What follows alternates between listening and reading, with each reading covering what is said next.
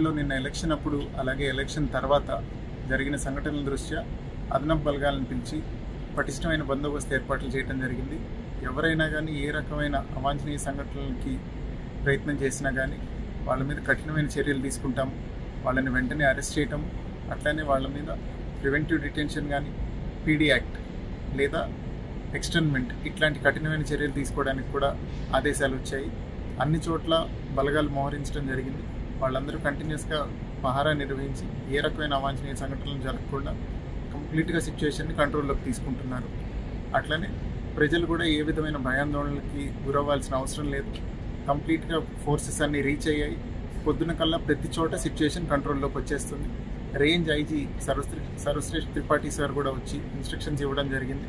అట్లనే senior officers ADG గారు, DG గారు కూడా ఏ రకమైన చర్యలు తీసుకొని ఈ సంఘటనలను అరికట్టాలనే దానికి ఆదేశాలు ఇవ్వడం జరిగింది. వారి ఆదేశాల మేరకు అన్ని చోట్ల ఈ సంఘటన